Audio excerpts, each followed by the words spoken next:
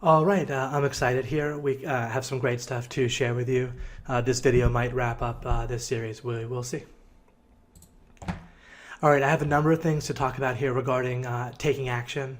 And sometimes people ask me about procrastination or motivation, and then relating that to breakthroughs and consolidating. Also, teachers about like success and so forth. They're all often talking about how you need to take action, right, in order to make money or in order to have success and so forth. But this is understandably something that we struggle with. All right, the first thing I have to say is kind of funny, but one thing that you're used to if you're been accidentally using the results and checklist and milestone traveling a distance model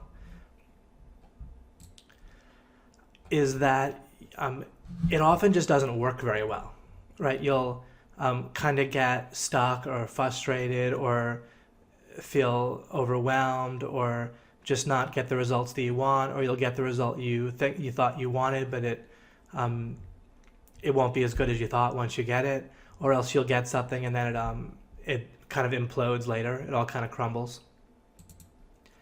It can be as simple as something like you're just trying to fix something on your computer, like something's kind of going weird, or the other day I pre-ordered a game that was coming out called Dragon Age Inquisition, and when the time came for the game to launch, it didn't work.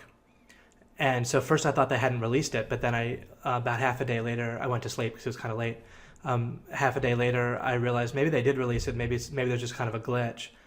And so I just went about using my usual breakthrough method, and I got it to work. And it involved a number of kind of obscure little steps and so forth that I had to figure out, and I had to reveal these hidden files. I had to find out on a different website than the main one that it was. Oh, I never even found out that it was released, and then I found some steps that it didn't even say applied to this particular problem.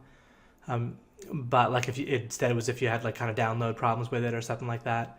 But it had to do with clearing, deleting some hidden files to like clear your cache. It might have worked to restart my computer, by the way. That might have been a simpler solution. I didn't happen to try that. I would have tried that next. But and then to delete those folders, there were files were hidden and it wasn't. And then they said to use my control panel to unhide them. But then I'm on Windows 8, and getting to the control panel is different than I'm used to. And things that I used to do, like even on this computer, to like put my cursor on all the way to the right side of the screen would normally bring up a menu to get my control panel, but it just didn't seem to be happening for some reason. But the interesting thing is that these days when I go to solve something on a small scale or large scale, or of course business questions or issues come up consistently, and I don't really mean problems, but just, obviously you run a business, you're growing your business, or you need to figure new things out and create new stuff and so forth. Or even just I'll be discussing with Mike about what to write in the next broadcast email, and then separately what the subject headline is, right? Or we have the director's cut coming up, and there'll have to be emails regarding that and a sales letter, and then I'll be organizing what's in the members area and talking to people that are creating the content for that, and so on and so forth. Then I'll be integrating that in with Project Juggernaut next time it releases in early 2015. So there's a consistent stream of decisions and things that have to be done and figured out, ideally figured out well.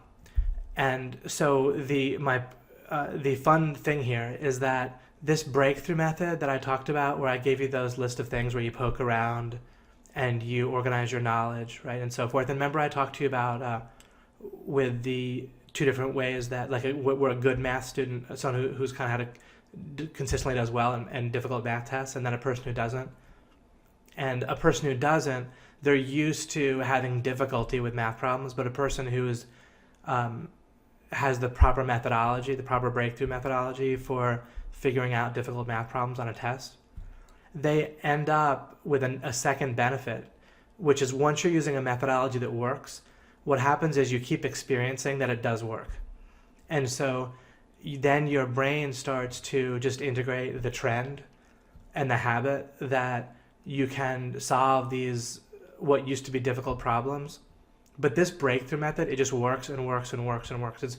It's pretty shocking. And at this point, people that are used to me, I see it in other people. They kind of take it for granted that I'm going to solve this thing or solve that thing or come up with a great answer for this or a great solution for that. And so it gets habitual. And the nice thing about that is, it's easy to imagine with the two types of people taking a math test. Someone who has a difficult time, it just gets harder to take action, right? Harder and harder. Because when your results are, like when it's hard to get results, when the results you get are unpredictable and not that great, and then even if you get a result that you wanted and it seems pretty good, then it kind of erodes and goes away or blows up, like in a bad way, like implodes. Then you're accumulating this kind of habitual kind of gunk or bad experiences and feelings of difficulty, and your brain starts to expect it, and so it can get harder and harder to take action. And so I have a few different angles on this. I'm talking about taking action as it relates to breakthroughs. But one of the things to feel very encouraged about is that as you use this wonderful methodology of focusing on breakthroughs and doing it properly, rather than just trying to travel to a result and kind of get a little bit lost or stopped and have obstacles come up that weren't expected and all that. I can picture like a manager of like on a factory floor, like of an assembly line or something, and he gets an order from upper management that they need to have more output. And so I can imagine him giving like an inspirational speech to his people. Hey, we need to perform better. We need to output more widgets and so forth. And you can imagine, especially if they've heard that before, then people don't really react all that strongly to it. And then there won't be all that much more output just because an inspirational speech doesn't really do a whole lot, right? I mean, it might do something and it might improve output for a few hours or a few days in some way. But if instead the manager of the factory floor or the assembly line focused on what are the bottlenecks, right? And realizing that, oh, on step 4 of the assembly line, that's where things are getting stopped up. So I need to find ways to have either more people working there or have it be more efficient, or maybe there's just only so many widgets we can produce because we have a hard limit on how many widgets we can get through step 4 in a certain amount of time. But you can even imagine if you're that factory manager and you're getting an order for more output, if you have this breakthrough method in mind, you don't really feel frustrated or panicked. You just understand that if you want to have more output, then you need to have more breakthroughs, right? Or you need to break through at least one particular area, wherever the greatest bottleneck is. Then you need to expand that. And there's really nothing else going on. So there's no real cause for confusion. You know exactly what the answer is. And you might not know how to break that bottleneck, but you know that the answer is to follow the process of breakthroughs and apply it to that bottleneck. And if you're doing that, then you're working maximally efficiently, and there's really nothing else you can be doing. You're basically doing everything within your control at that point.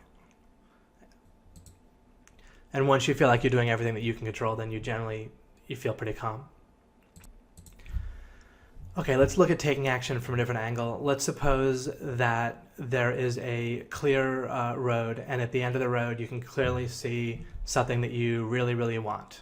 All right, a pile of money or a pile of women, that you're a wonderful member of the opposite, of someone that you want to have a romantic relationship with, whatever, a terrific meal, whatever really moves you. Okay, a boat. Some people love boats. A vacation of your dreams, whatever it might be. So if at the end of a clear straight road there is that clear result, then you're not going to really have a problem with taking action, right? You'll probably just hop in your car and drive down it and get the result. So once we can see that scenario, then we can realize that you don't really have a problem with motivation or taking action inherently. What you do is have a problem potentially in getting the particular task at hand to look like that, to look like where there's a big clear result that you really want and it's connected up where you clearly see how you're going to get there, or at least you see the certain path to get there. So now you can, again, I might be a little bit repeating myself, but any problem of motivation or taking action can boil down to, wait a second, it's not being represented to my brain like that clear road to a clear, happy result, all right, yet. And so you just need to get it there. I've utilized my awesome graphical skills to make a little extra slide for you guys. You could, if you want, now that we have that scenario as a backdrop of the result at the end of a nice clear road, then one thing you can do is kind of parse things or divide things out into motivation and resistance. And this may or may not help you, but what you want is to see that thing that you want, okay, so when I say you, your brain, and this is relative to you as an individual, your brain as an individual brain, there are certain things that kind of light your brain up that it already wants, that already motivate it, and mostly you want to go with that, all right, go with those things. You want to connect up whatever you're doing to something that your brain already knows that it wants. And intellectually speaking, if there's something that you want to take action on, then there has to be some reason in the first place anyway, right? We're not trying to figure out how to take action for something where there's no result that you want in the first place, right? If you're sitting there and thinking, oh darn it, I'm not taking action, I'm procrastinating, I'm not feeling motivated, then it already must be true that there's some result that you supposedly want. So you're not really going to have a problem where there isn't a result. However, you actually sort of could. And now how might that be? It's something I talked about in the last video. You might, remember, our brain tends to organize around standards and norms. And so you might just think that you need to do something in life just because other people in your peer group, and your peer group is sort of relative. It's your brain kind of decides who your peer group is for any particular activity. You might sort of have a religious peer group and like a career peer group that's separate. And you might have like a peer group for judging how great your husband or wife should be and that sort of thing. They might even be different groups. But anyhow, regarding any kind of other standards or norms you pick up from culture or from growing up as a child, then you might have these sort of expectations like, oh, I'm supposed to do this or I'm supposed to do that. And it's not connected to any result that you separately want. It's just connected to the standard or norm that you think you're supposed to live up to. So part of what might be happening is if you think you don't have motivation or if you think you're lazy, one thing I noticed at one point is I'm never really lazy about things that I want. I'm only supposedly lazy about stuff that other people want me to do, right? Where I really have no reason to want to do it other than they just kind of feel like I should. But that can kind of seep into our brain where we think that somehow they must be right. And even though there's not actually a reason why we would want to do that thing, they have that expectation, and they kind of, by having that expectation, it kind of affects our thinking and we want to live up to their standards and their norms. So the first thing that you want to do is to make sure that there's a result that you actually want, and then you're going to want to connect clearly the path to that result. And when you're connecting the path, you're eliminating confusion, blurriness, resistance. Now, there's a couple ways to look at this with this breakthrough model. One thing is you can notice that there's sort of two separate steps or things going on when you are trying to be motivated for something. One is, and this also applies if you feel guilty about something or feel bad about something. One is that I'm going to call it intellectually just to kind of say it in a way that makes sense.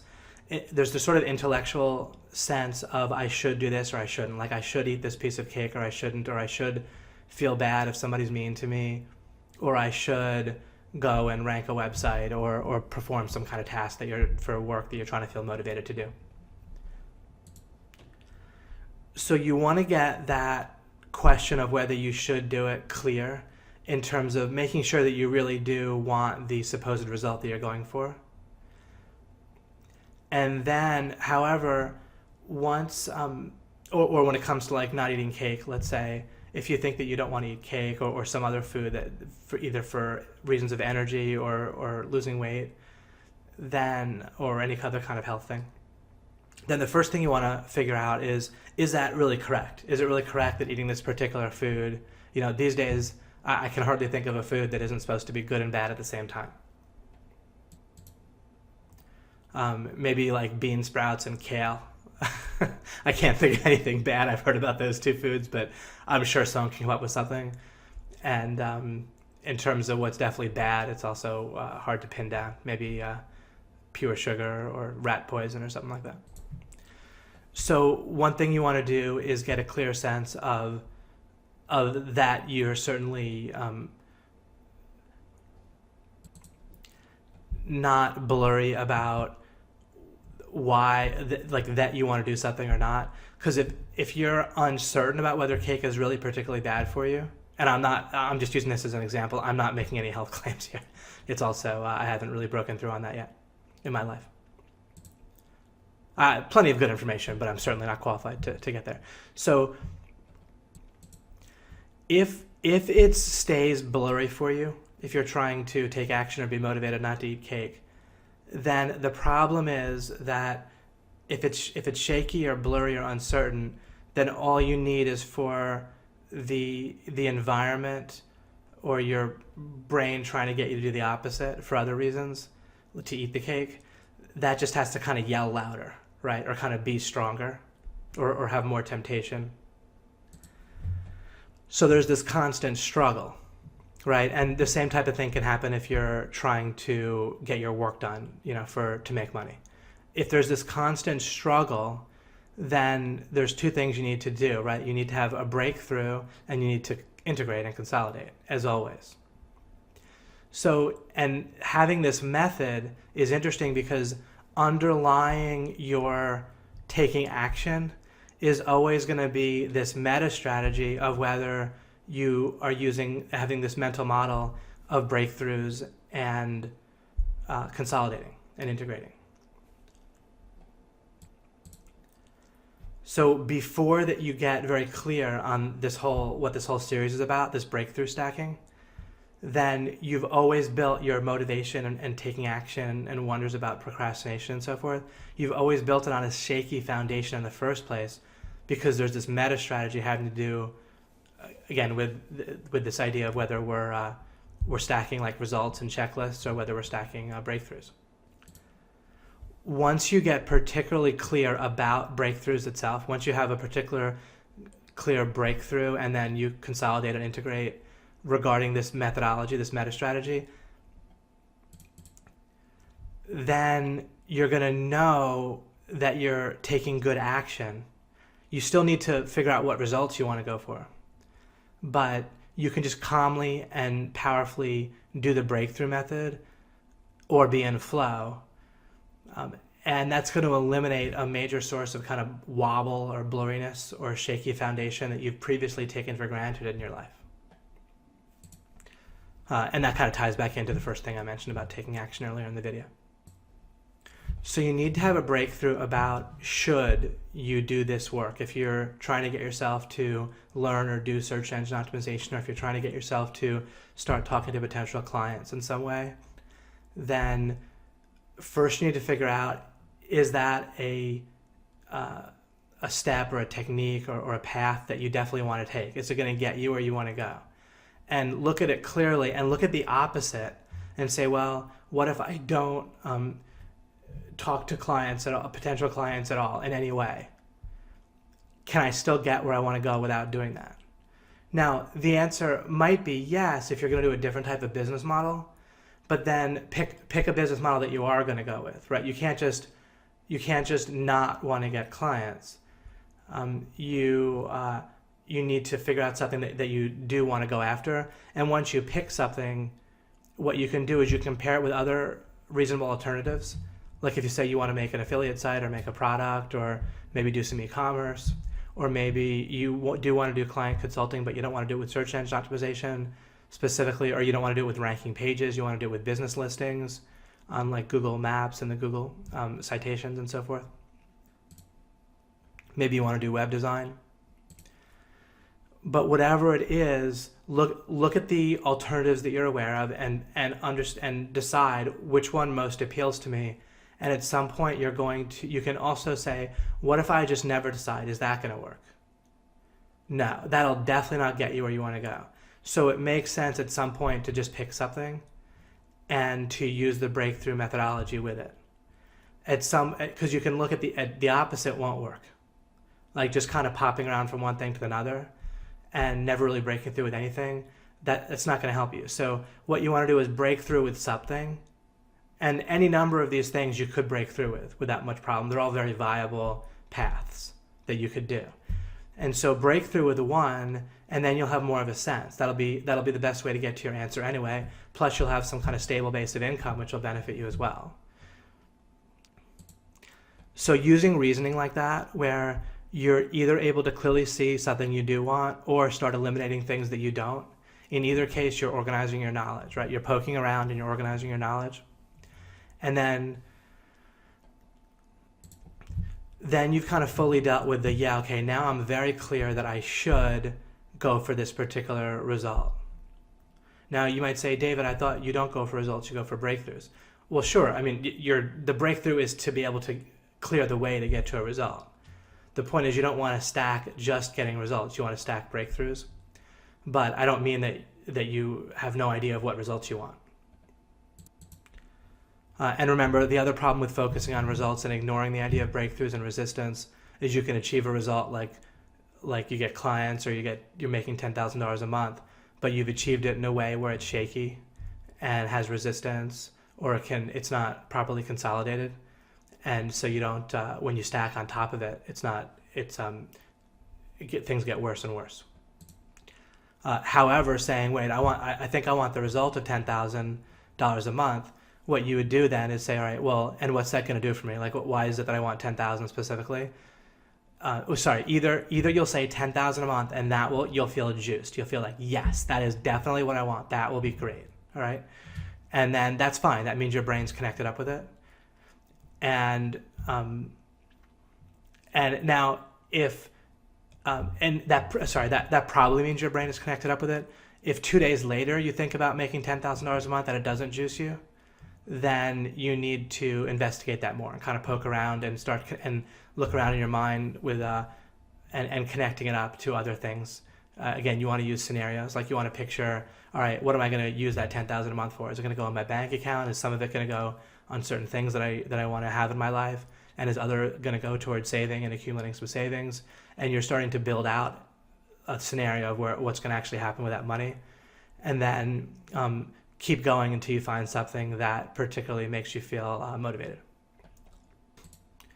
And part of this with resistance and whether things stick, you can also just give it a couple days, right? And or not even just operate as if it did stick if you think it did, but then have the awareness that if you're noticing that it didn't really stick, where you're feeling not so motivated in a few days, then you just take a look. You say, do I still clearly want that result? And if the answer is no, then you need to find a result that you do particularly want. Or maybe you totally want that result, but you'd lost sight of it because you got caught up in a bunch of confusion on how to get there. So the second thing then, right, you're figuring out your motivation, and then the second thing will have to do with resistance, which can also come from just confusion or too many possibilities. So if we go back to that picture of there's a clear road and there's a clear result that you want, then if that result wasn't very interesting, then that would ruin the situation, right? So we want to make sure the result is clear and interesting and very desirable. But then let's suppose instead of a clear road, there was just this confusing branching road or network of tunnels, and you had no idea how to get through it. And suppose that in the past you dealt with this same type of situation where there was a result you pretty much were sure you wanted, but there was this confusing mess of tunnels, either metaphorically or literally, and when you tried to go through it, you didn't get the result anyway. And so this time when you're sitting there at the beginning of this maze, then you don't feel motivated, right? And the reason though, it's not because the cheese is not exciting enough, right? The result, the thing that you want. The problem here is the resistance or the confusion. And so what do you do then? The next thing you need to do, first you break through and make sure with this, then you need to break through and consolidate with the path itself. So you need to figure out the right path. And maybe it turns out all you need to do, if we're back to like a road analogy or something, is just find a map or a GPS or something like that. And then it's all downhill from there. Then it's the same thing as if it was a straight road once you have a good GPS or a good map, right, or good directions. So, and that illustration or that scenario can show you more about how this breakthrough stacking can work, because it looked like you had this difficult journey in order to get a result, and because the journey looked difficult, you're having trouble taking action.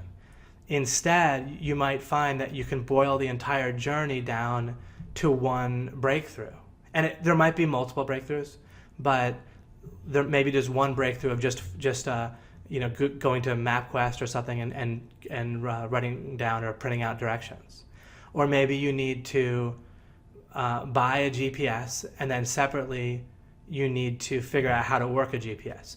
But then you might realize, look, all I need to do is learn how to use a GPS, and then I'll be able to get to my destination. And so you've boiled the whole journey down to that breakthrough if you have to do the GPS. Now, otherwise, if you don't see things in terms of breakthroughs, you could say, my gosh, not only is this confusing journey that I have, but on top of that, I have to go learn a GPS now. It's so much. Because without the awareness to look at breakthroughs for what they are, our brain can just extrapolate linearly and think that the breakthrough...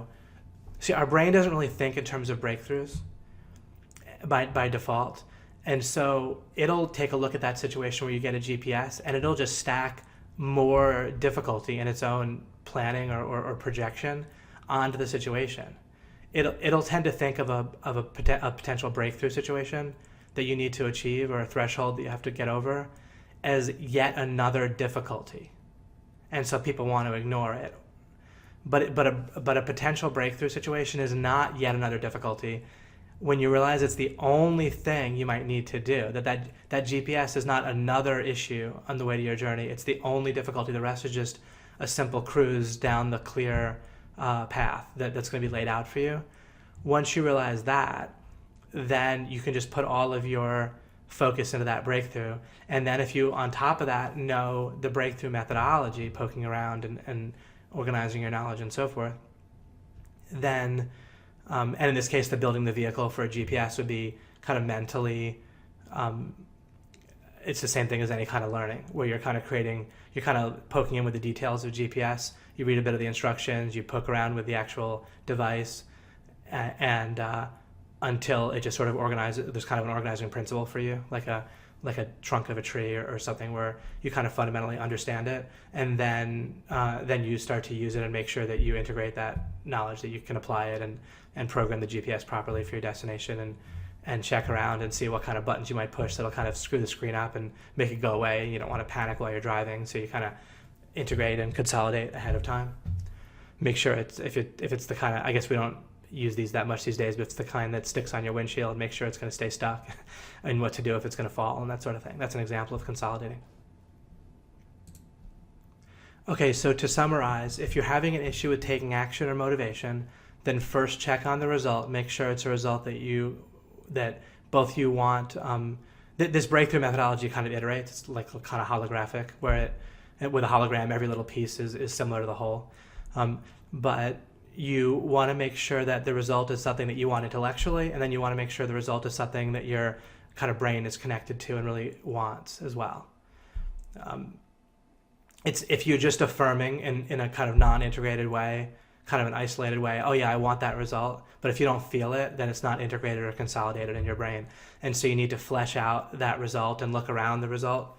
Again, like I gave the example with the $10,000 a month, and you need to start saying, well, what does that mean? And sort of looking around in space and moving forward in time, backward in time, just sort of looking around in the scenario of having that $10,000 a month, and keep doing that until you find something that particularly connects up with your brain, until it particularly feels integrated for you, that you want that result. Second thing, once the result is both something that you intellectually want, and sometimes you might find that you just don't need the result in the first place, right? That can happen plenty, especially at first as you start to declutter your life from things that other people are just expecting of you, but there's no real reason for you to do it. But so this is a good check in the first place, because some results you just can just discard. But you figure out if you want the result, and then make sure it's integrated. Whenever you're thinking, I'm going to get you another slide where I'm going to point out how to think. Kind of funny, but I'll give you just kind of a clear checklist or methodology. And I know I said the word checklist. Sometimes you can do step by step for some simple things. I've already broken through, so you can just have a checklist. All right, so first thing is getting your result clear. Next thing is understanding that in order to get the result, you need one or more breakthroughs, and then the rest you can just cruise, right? You just kind of get in flow. Don't let your brain accidentally confuse actions that you take while you're in flow, like driving. Notice that when we talked about in that illustration of the clear road to a result that you really want, notice that it probably didn't occur to you to ask how long the road was, like how far the drive was. Because if it's something you really want and it's a clear road, then it hardly matters how far you have to drive, right, within reason, right? But even if it's 2,000 miles, right, you just drive it because you know you're going to get that awesome result at the end, and then you can easily drive, right? It just takes you some time, but you can be in flow the whole time, and that's that. So don't confuse flow type of actions that occur after a breakthrough and consolidation or between breakthroughs. That is basically effortless. It basically doesn't count for anything. And make sure you see that.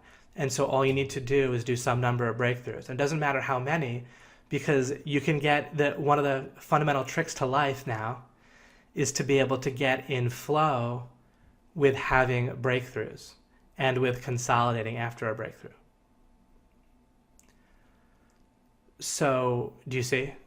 So now you can pretty much live your life in flow, because as long as you can flow with having a breakthrough itself and consolidating afterwards, then you never really need to leave this happy flow. But you need to get that integrated in your mind. You need to understand it. You need to have a breakthrough of understanding, and then you need to integrate it by thinking about it. You integrate and consolidate by thinking and or doing from multiple angles and instances, right? It's not just repetition. It's more like multiple angles or multiple instances of actually doing something, but it's a little bit different each time you do it.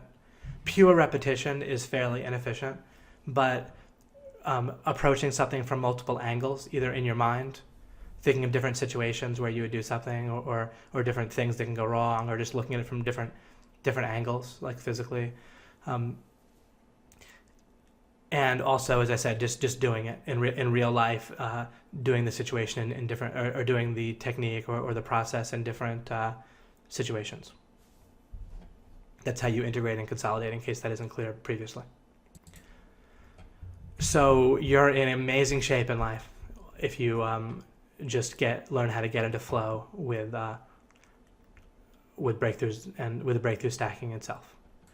Okay, and since we are often going to be thinking in life, whether we like it or not, whether we want to or not, then you're going to need to integrate and consolidate this yourself mostly, but here is a potential breakthrough, or at least a little list that you can work on until it makes perfect sense to you. But normally when people think, I'll skip here to the middle of this slide, normally when people think, they're doing a process of essentially repetition and free association. So if someone says, I'm going to think about this, and let me point something else out, which might hit you fairly hard. People say to fairly small children, they say, think about that, right? Starting when kids are fairly young. And then throughout your life, people say, think about it. Or you'll say, okay, I'll think about that and get back to you. But think about, here I am saying think about it. Consider the idea of doing this with a young child. If you say, think about that, think it through, then what is the implication of that? What has to be true for them to follow your instructions? It has to be true that they already know how to think and they just need to go do it. So we are strongly kind of hypnotizing or programming into young children, and this happened to you, right, when you were a young child, that they already know how to think. So there must be something wrong with them if they think about thinking. They're doing something weird and ridiculous and inefficient. It would be like if I called up a friend and said, I was thinking about walking. I probably can't do it. Right? They'd be like, well, you walk? Come on, everyone can walk. So we just treat everyone as if thinking is something they should already be able to do. So there must be something kind of deeply wrong with them if they can't do it. And so we just assume that we know how to think because we're, people just say, think about it. So we're implied or hypnotized to believe that we already know how to do something, despite the fact that there was never really a time when we figured it out or were really taught, because other people don't know either. And then what we did is we stacked almost everything else in our life on top of our thinking, right? Because our ability to think about stuff, make decisions, decide how to feel or whatever, filter ideas,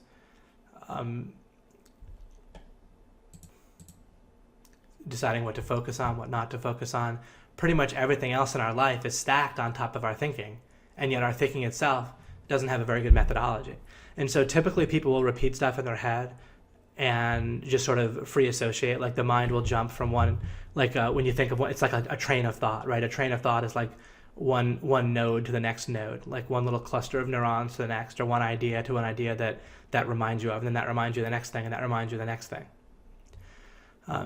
And that's pretty much what apparently is going on in people's heads.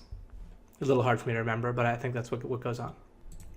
And then sometimes people will have this sort of sense of inspiration, but it's not necessarily correct when they have inspiration. They'll be like, oh, that's what that is, or oh, I feel certain about this, or God told me this, when maybe God does or doesn't speak to us, but people seem to jump to the conclusion that God is speaking pretty fast without really checking it over or having some way to verify that. So a lot of repetition and free association. And it tends to be based on words or kind of isolated images, kind of fairly static images. So instead, in order to think, what you want to do is the basis for your thinking should be scenarios.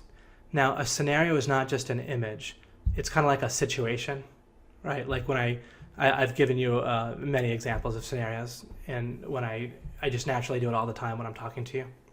It's an illustration, maybe a scenario, but essentially it's both three-dimensional, and then you can look at it from different angles. You can zoom in on different things. Like when we had the scenario where you have the road in front of you, it's clear, and then there's the result. Then once I described that scenario, then we zoomed in on the idea of the result. First, for me, I just pictured the result as like a big orange ball at the end of the road. And then you kind of zoom in on it, which is kind of a little ridiculous, right? But I didn't say that out loud. But then you zoom in on it and you say maybe the result is a pile of money. And now you see that, right? You're zooming in and you're, instead of it just being, when I say a big orange ball, it's like a placeholder for a result. It's like a kind of a vague, formless mass with a label result, and then we can zoom into it. So with scenarios, you can zoom in, you look at different angles, you can move them forward in time, you can add a new element into the scenario, where you can change it. You can change the clear road into a road that forks or into a bunch of tunnels. You can make the road shorter or longer. You can go backwards in time and see what you're assuming is the case. And you can look around in like space, right? Without going forward or backward in time, you can look around in that one picture and see what's nearby and so forth.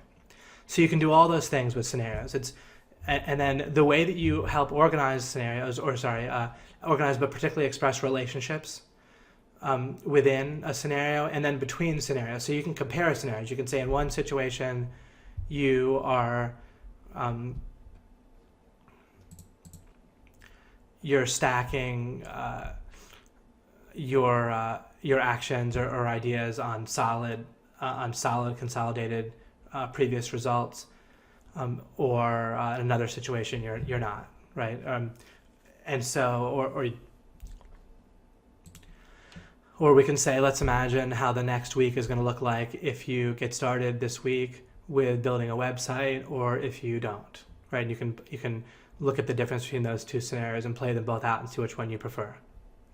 So you use words, because without words you can't really they kind of provide a reflection, a way of so it's not just organizing, but in order to process ideas, you need to like have a reflection. You need to have basically words and scenarios to make it the bottom line without getting too deep. So do both. And then optionally, you can do something like write down on a piece of paper. And this isn't always going to be reasonable or feasible or even sensible. Like it's not even going to be most effective or time efficient, but plenty of times it will be. And so you still, what matters is you base your thinking in scenarios, and just the more you first work on this to have a breakthrough with this and then consolidate it and integrate it, I'm telling you, this is radically important for your life. All right, this does capture how to think, and it's not what people do. And you don't need to, you can pretty much just have no repetitive thoughts. Once you start to think in terms of scenarios, you can get rid of your negative thoughts. You can be aware. It just looks weird when, from what I understand, people, the way their mind is, there's like a lot of repetitive like thoughts and images and words, and then the negative self-talk is apparently a fairly large part of it.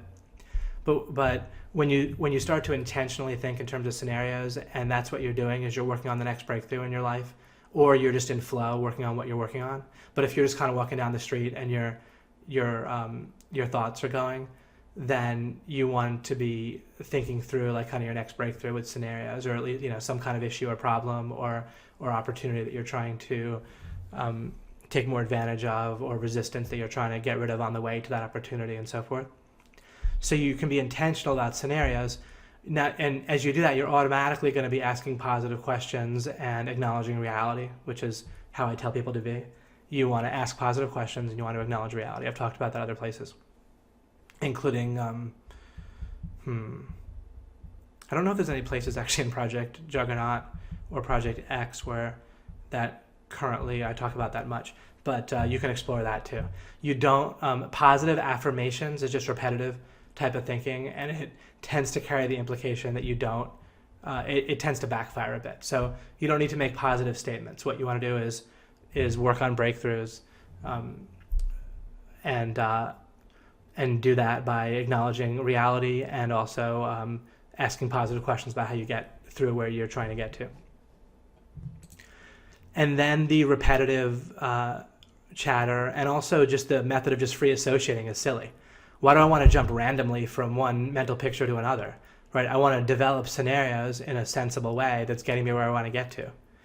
If there's like a pile of gold inside of a fortress, then obviously I want to keep on poking around for a weak spot in the fortress, accumulate knowledge about the fortress or about weapons or explosives to break through, and or their defenses or whatever, and then I want to build some kind of explosive or vehicle or battering ram or a whole plan.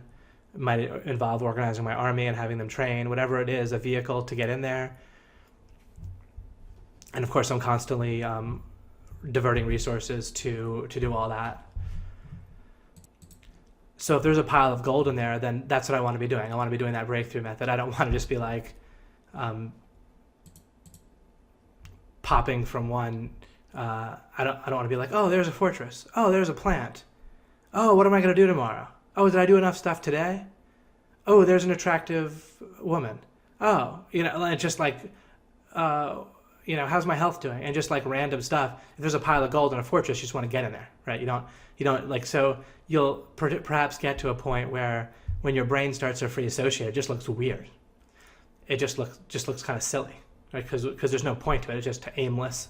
Right, there's a pile of gold in a fortress, and just distracted by every little thing, and then that leads to the next random thought, and that leads to the next random thought, and you never come anywhere near breaking into the fortress, and it just makes no sense. And I just once again painted two different scenarios for you, right? I painted a scenario of thinking in terms of scenarios and breakthroughs, and then I painted a scenario of repetition and free association. So always thinking in terms of scenarios. And then you use words to express those relationships. If you don't use words, let's say you picture your hometown, let's say you live in America somewhere, and if you're trying to get to Paris, France, in terms of picturing a scenario, then unless you can use words to just say, okay, now I'm going to picture Paris, France. If you don't use words at all, this is a little odd. You're not going to really have problems using words, but just to point this out quickly, if you didn't use words, you pretty much just have to travel spatially, like kind of across the ocean, but you just kind of have to make the trip without words over to Paris. And that's it. Like, it's thinking without words doesn't really make sense. It's not smart. There's not you're not expressing relationships well. You're limiting a very major aspect of thought that doesn't have a substitute. So scenarios and words, and then you can use writing. And I like to physically write in a physical notebook with an actual pen rather than on a computer. But if you have a strong preference for a computer, then that's fine. But I tend to think that a paper and pen has benefits. Kinesthetic means like physical feeling and muscle feelings and muscle actions and so forth. And let's say you're taking a shower or whatever. That's the bathroom is often the place of most inspirations happen, because it's where we're kind of more relaxed and not as distracted as other places. But however it happens, if you have a feeling of inspiration, like, oh, this is the answer, then don't just feel like you're done. Check, right? So you check it by running it through with a scenario and looking at the scenario from multiple angles and trying it in different situations, whatever the inspiration is. Make sure it's going to work in all those situations, and then that helps to also integrate your inspiration.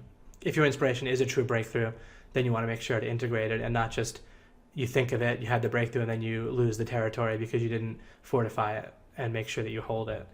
You can just literally forget it later, or you can allegedly know it, but then constantly just be violating it because it's not integrated throughout the rest of your brain. And so in different scenarios where it would apply, you forget to apply that inspiration.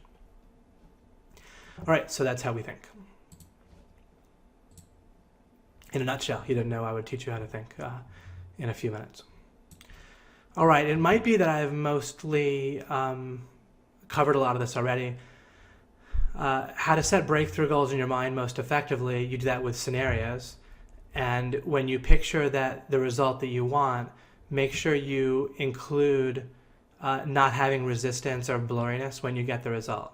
So if you imagine making $10,000 a month, then remember, if you're doing that, you're thinking. And so you want to use scenarios and you want to use words. But you want to also imagine you're making $10,000 a month in a way that there's not resistance and that you understand how you're doing it so you can build on it. So you're essentially setting goals where you're not going to be able to fool yourself. And the way that you fool yourself, or that your brain kind of skips over things, or your brain fools itself or whatever, or one part of your brain fools another part of your brain, the way that works is by having something vague and deciding that it's not vague, that it's by having something that's not solid, like a floor that's going to break, but just deciding that it isn't going to break, that it's fine. So the point is, don't do that. Normally people set goals so that, like, their goal is to like get to the third floor, and so or to build a building 3 stories high, and so they build the first floor, and it's pretty wobbly and not very stable, and they're like, all right, well, that's good enough. And then they build the second floor on top of that. It gets even more wobbly. Then build the third floor, and if it holds for a few minutes, then they're like, great, got it, and they feel like they got it, and then they don't want to look at that building again, and they don't want feedback, and they don't want to test anything. They don't want to stand on the floor or put any furniture in there because they're scared it'll break. How does this happen in real life? Is we will, maybe it can look like you're learning, but you're not taking action, like we talked about. If that's the case, that part of that is because you think that you have a goal for the result of understanding stuff, but you're kind of scared that you don't understand. You don't want to test it. If you really were understanding clearly, you wouldn't be afraid to test it by actually taking action. One of the things that's going to inhibit you taking action is if you're afraid to test something. Same thing if you want the result of a woman or a man liking you romantically, then if that's blurry, if the goal is not set right, then if you don't set it where you really genuinely want them to like you and you don't want there to be resistance, and you want to be certain and clear that they know you.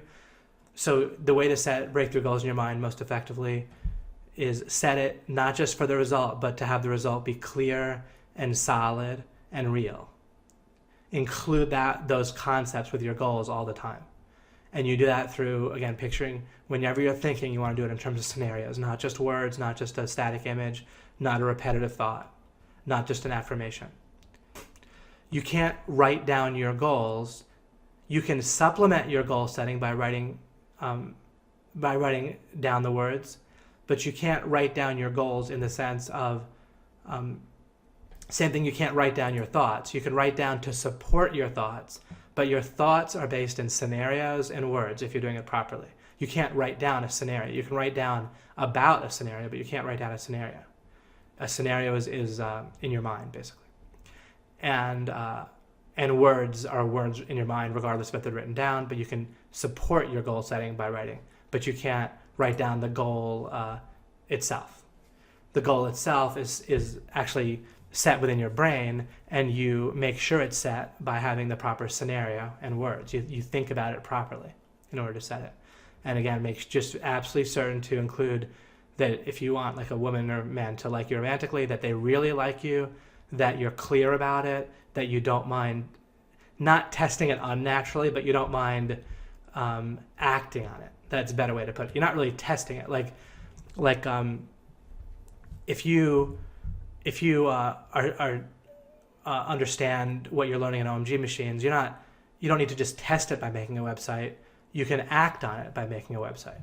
If you have built a building properly, then you don't need to test it, but you can act on it by putting the furniture in there and having people move in, right? Or if it's a relationship, then you can just act as if they really do like you and not be so scared of them, or scared that if you don't give them lots of stuff or pay lots of money to them in various ways, if you're a guy, or if you're a girl, there's things that are more common for girls. It may be money, but it may be other things that you feel like you have to do, or else they won't like you. And that means you're not afraid to like lean on the structure. You're not afraid to stand on the floor because you're afraid it's too wobbly.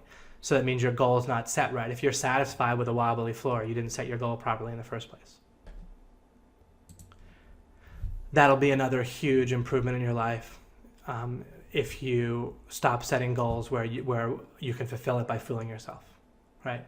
And it's weirdly easy to do. You just get the reality and non-wobbliness and reality. What am I trying to say here?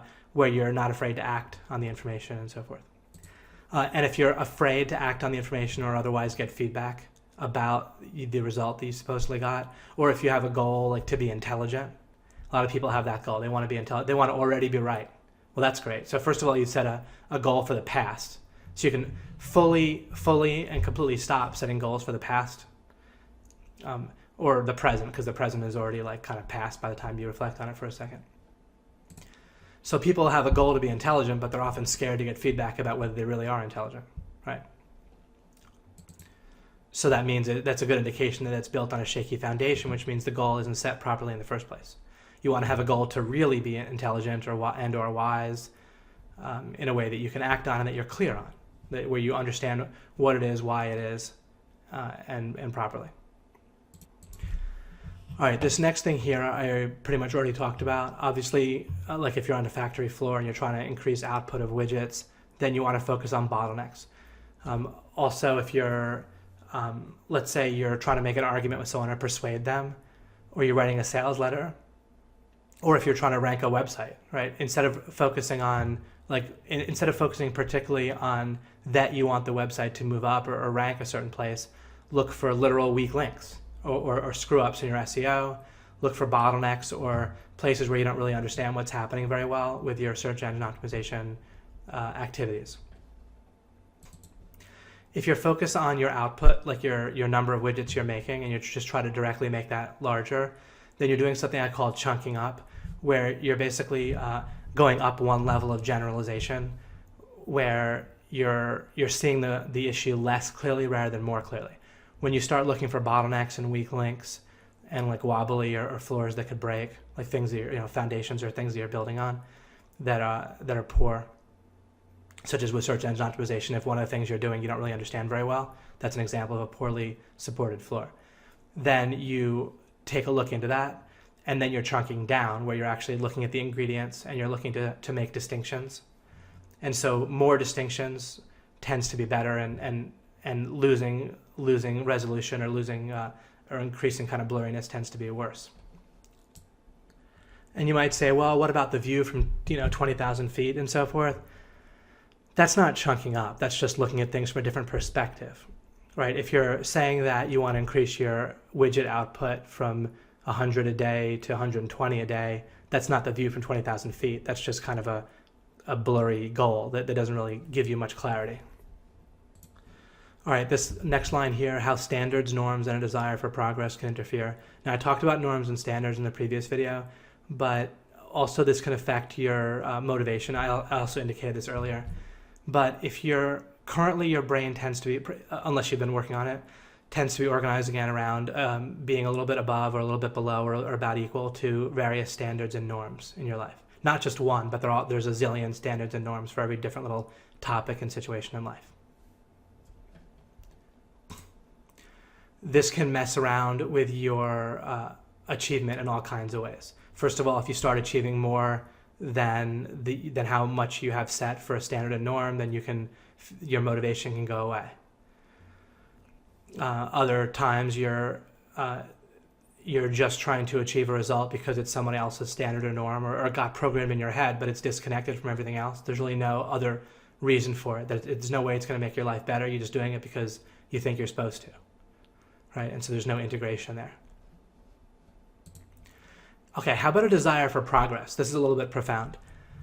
Suppose that you have this fortress you're trying to break into with your army, and it turns out that the tool or the ingredient for an explosive or whatever that you need to break through the fortress is 1,000 miles away. And let's say you're breaking through the fortress because you're trying to get to an oasis, it's 5 miles away, but you have to go through the fortress to get there, right? It can feel like you're going the opposite direction if you go 1,000 miles to get the right ingredient to break through the fortress. But this is why you don't want to think in terms of distance anymore, because it'll lead you to the wrong conclusion.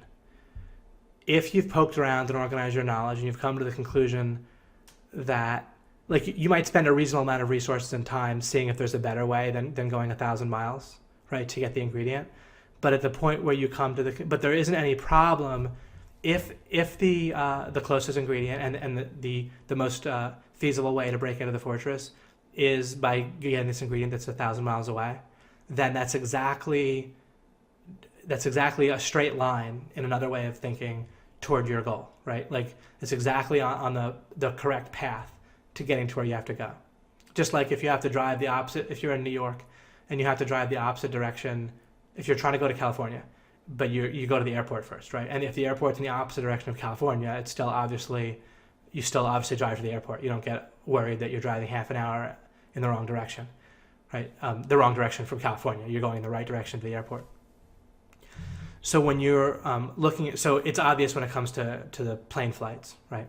Although these days it might be easier and faster to drive, but regardless, if you're focused on breakthroughs and with the flying on an airplane to get somewhere, it's pretty obvious and easy to see that in terms of a breakthrough, right? It's pretty easy and clear to see that flying is typically much more efficient if it's a long distance. So it's easy to naturally think that way. But in a lot of other cases in life, intuitively, your brain, especially if you're not paying attention, if it's kind of happening mostly kind of sub or semi-consciously beneath the level where you're really particularly analyzing things carefully, then you can have this intuitive feeling like you're going in the wrong direction when in fact you're going straight toward in the correctly, such as going 1,000 miles quote unquote out of your way, but you're not going out of your way, right? You're going directly toward the ingredient you need. Then you come directly back and you blow up the fortress and you're all set, or you blow a hole in it and so forth. Similarly, people feel like, oh, gee, if I spend time figuring out how to think and how whether God exists and all that stuff, then is that really going to give me progress in life? Well, yeah, it's directly going to get you right where you want to get fastest, but it can feel like you're going backwards, and that fools a lot of people. Another thing that comes to mind regarding this is, suppose you want to know that God exists, or you want to know that Jesus was God, right? Or God's son, or however you represent it, which I believe, by the way.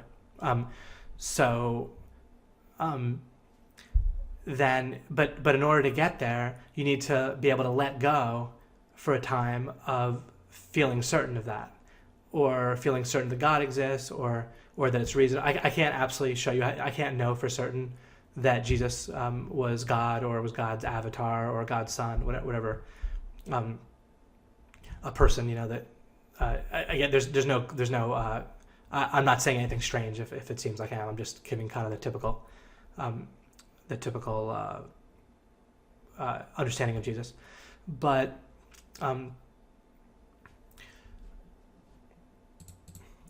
So I can't prove that perfectly, but it can be. Sometimes in life you can know because of stipulation and so forth, which I can't really quite get into now. But you can know that something is the most reasonable course of action. So, given the way that we live our life and things that we act on normally and things we take for granted, then it kind of violates that. We'd have to violate things like that. We'd have to be skeptical in ways that we're typically not skeptical in life, to reject as far as I can tell with Jesus. But with God, interestingly enough, and the basic nature of God, we can know absolutely clearly, perfectly for certain that God exists. But in order to get there, what a lot of people think, like they'll already believe in God, and so to them it'll feel like pretty irrelevant to know for certain that God exists, right? And it'll feel like, well, what's the point? I'll just end up back where I started, which is feeling certain that God exists. But it's very different to know than to just feel like you're certain.